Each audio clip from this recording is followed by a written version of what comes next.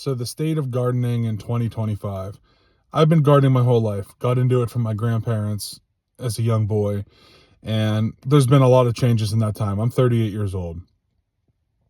As an adult, I've taken it more seriously and gotten into it heavily for probably about the last 10 or so years now, independently and on my own. Even in that time frame, the amount of changes that have taken place, especially when it comes to the prices that it costs to have even a decent sized garden, if you're going to buy seedlings from a local place, at least here, I live in the Pittsburgh area, the costs have astronomically skyrocketed.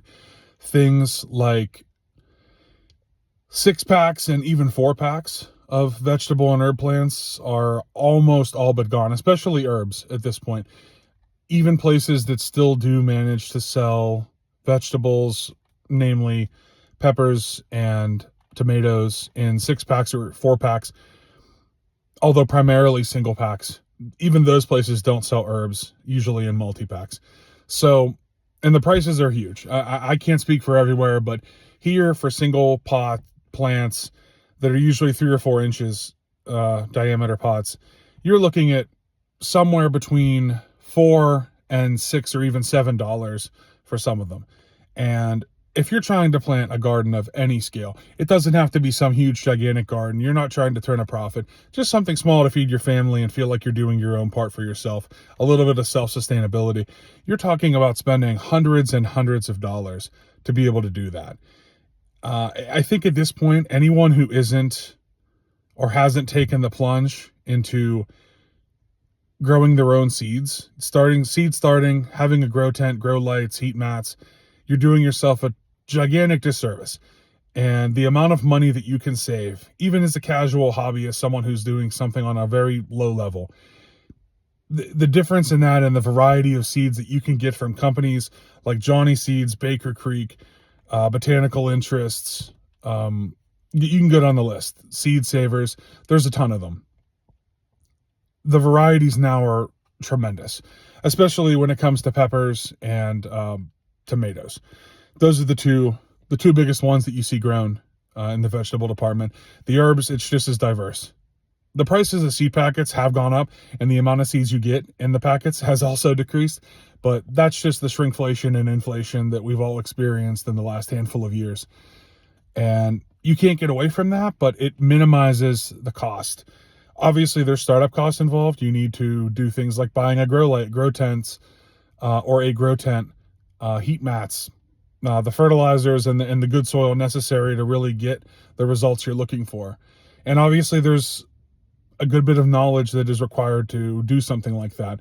It's easy to kill these plants when they're very small. It's hard to get some of them to germinate. Most of them want to grow pretty well. It's not like you're growing very finicky orchids or philodendrons or something like that, but even still, it's very easy to trip yourself up, make mistakes. You don't have the time to babysit. So people do still go to these places.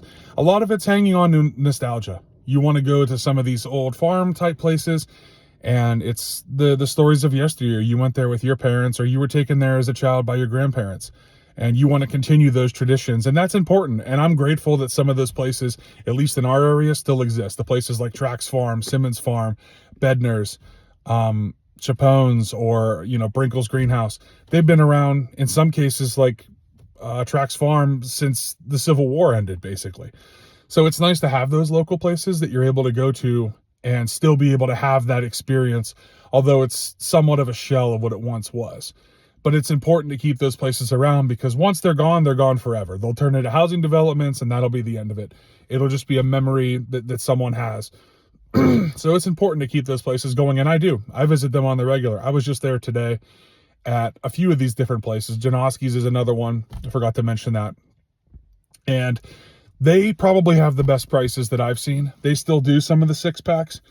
It's a little early in the season for some of this stuff to be out there. Primarily now you see things like some of the herbs, strawberries, broccoli, lettuce, kale, things that are more cold weather crops, some of the bushes, blueberries and whatnot, things like that. But in the coming month or so, you're going to see a huge push. Most of these places, they make the bulk of their sales within a 1.5-2 month period. It's that big push from about Mother's Day through about June 15th, I would say. That 2 month period or so, that one month and then a little bleed on either side of it. And that's it. So keep these places open and try to do the best you can with it. I would still recommend seed starting yourself, getting the knowledge and the background on channels like mine or other channels that have great information, and figuring out whatever suits you the best and going in that direction. That's what I've done, and that's what I'm going to continue to share on this channel, is how I've had success doing what I've done, keeping costs low and being able to enjoy myself. You don't want this to be a chore. You want to work smart, not hard, and make things sustainable for yourself. Whatever level of that you're trying to achieve, it's possible. And I'm going to do the best I can to show anyone who wants to watch that you can do those things and still be successful gardening in 2025.